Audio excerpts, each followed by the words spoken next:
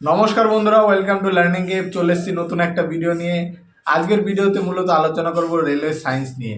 সবাই কমেন্ট করছো railway science কিভাবে পড়বো, কিভাবে সায়েন্সের প্রিপারেশনটা নেব। তো সবার কমেন্টে অ্যান্সার দেওয়া ঠিকঠাক হচ্ছে না।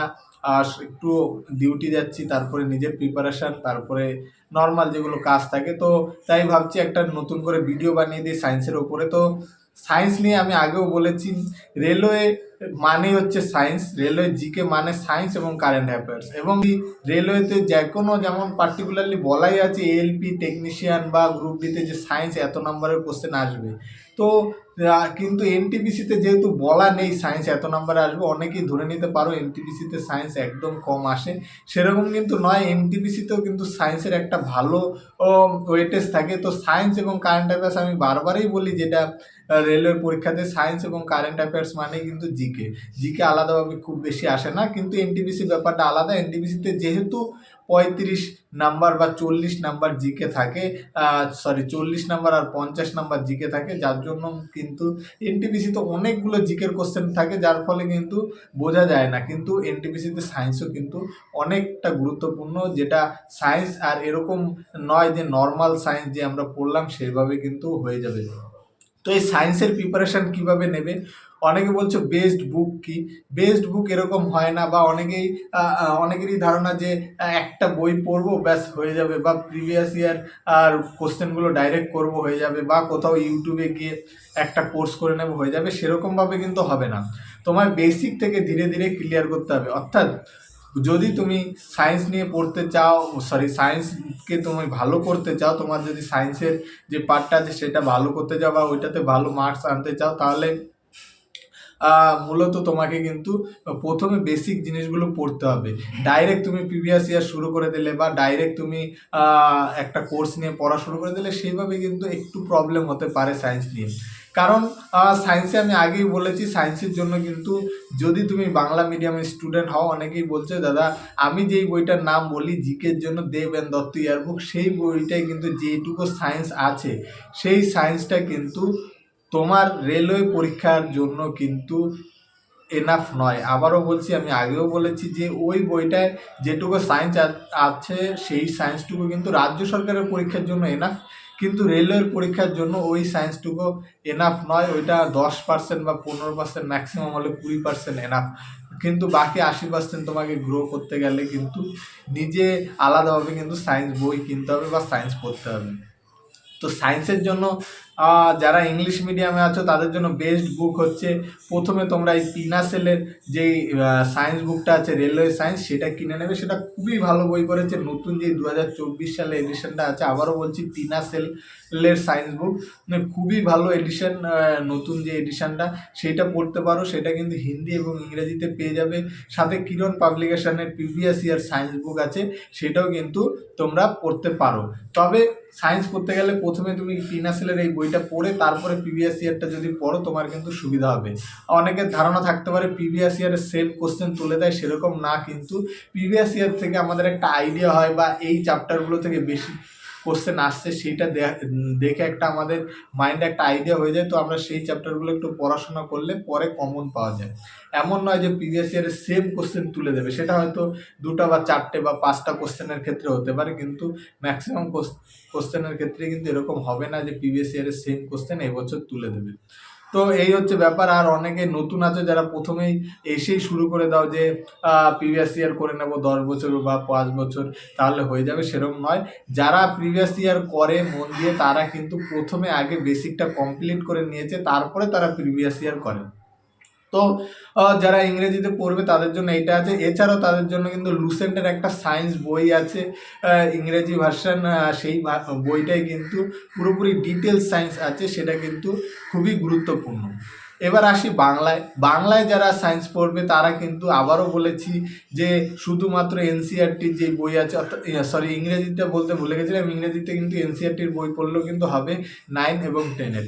এবং বাংলায় যারা সায়েন্স পড়বে তাদের জন্য বলা হচ্ছে যে তোমরা কিন্তু এমন নয় যে শুধু এনসিইআরটির বই পড়লে হবে, অন্য বই পড়লে হবে না। আমাদের বাংলায় যে বইগুলো আছে, অর্থাৎ ছায়া প্রকাশনী বা আরও ভালো ভালো প্রকাশনীর যেই বইগুলো আছে, সেই বইগুলোও কিন্তু তুমি 9-10-এর বই বইগুলো যদি ভালো করে পড়ো, আর্টস যদি ভালো করে দেখো, অবশ্যই ওইগুলো কিন্তু তোমার কিন্তু ওইগুলো থেকেও চাকরি পেতে পারো। আমি নিজে ওই বইগুলো পড়েছি বাংলার। আমি কিন্তু অন্যভাবে সায়েন্স, আমি যেগুলো পিনাসেল বা বলো কিরণ পাবলিকেশনের প্রিভিয়াসের, সেইগুলো কিন্তু করতে পারিনি, কারণ প্রিভিয়াস ইয়ার কিন্তু আমি সেরকম প্র্যাকটিসই করিনি, কারণ আমি সে সময় জানতামই না, যেহেতু সেলফ স্টাডি করতাম।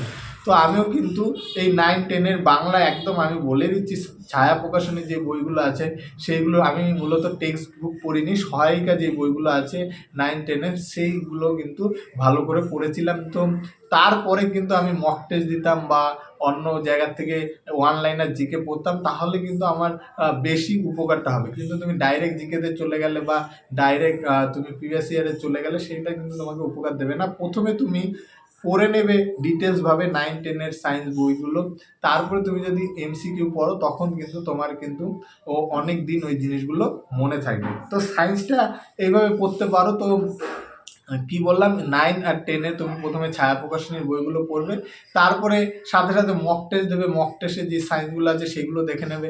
বর্তমানে টেক্সট বুকে গেলে কিন্তু প্রিভিয়াস ইয়ার অল এক্সাম, রেলওয়ের অল এক্সাম, এছাড়াও এসএসসির অল এক্সাম সায়েন্স কিন্তু কভার করা আছে। সেইগুলো যদি তোমরা ঠিকঠাক পড়ে নাও তাহলে কিন্তু সেইগুলোতেও কিন্তু তোমার এনাফ হয়ে যাবে। কারণ রেলওয়ের প্রিভিয়াস ইয়ার এবং এসএসসির প্রিভিয়াস ইয়ারের সায়েন্সগুলো যদি তুমি প্রথমে টেক্সট বুক পড়ে তারপরে পড়ো, তাহলে কিন্তু অনেক কিছু ওই জায়গার থেকে শিখতে পারবে, এবং ওই জায়গায় ডিটেলসে লেখা আছে। একটা কোশ্চেন পড়তে গেলে কিন্তু অনেকগুলো জিকে তোমার একসাথে কভার হয়ে যায়।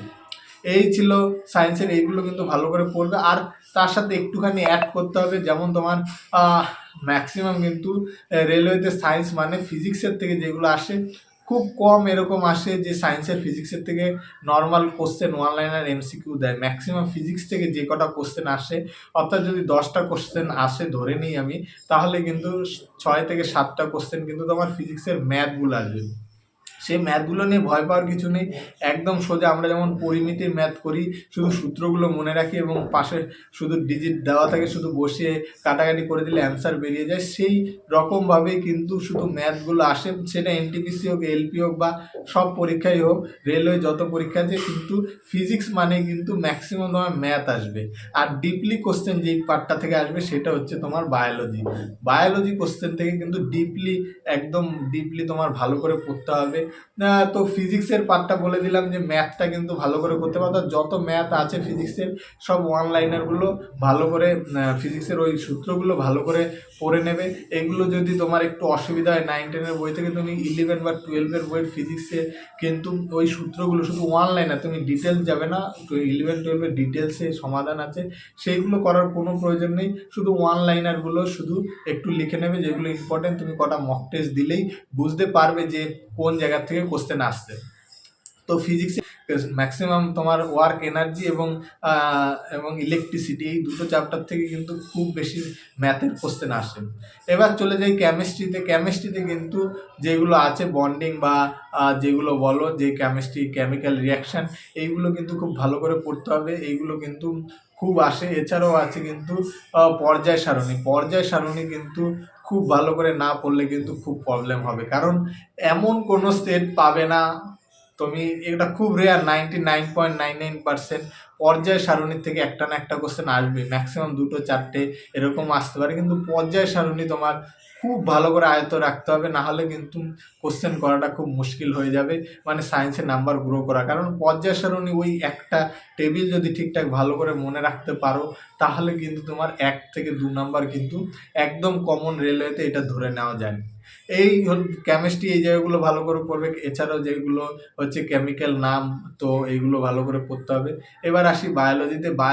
বায়োলজিতে কিন্তু তোমায় খুব খুঁটে খুঁটে পড়তে হবে, কিন্তু বায়োলজির সব জিনিসগুলো ইম্পর্টেন্ট। এবং বায়োলজি শুধু 9 আর 10-এর যে বায়োলজি আছে সেইগুলো যদি খুব ভালো করে পড়া যায়, বায়োলজি আর আলাদা জায়গা থেকে কোশ্চেন করতে হয় না, কারণ ওর মধ্যেই কোশ্চেন আসে। আর বায়োলজিটা কিন্তু আমাদের যে রাজ্য সরকারের বই আছে, যেটা 9 এবং 10-এর বলো, খুব ভালো করে দেওয়া আছে।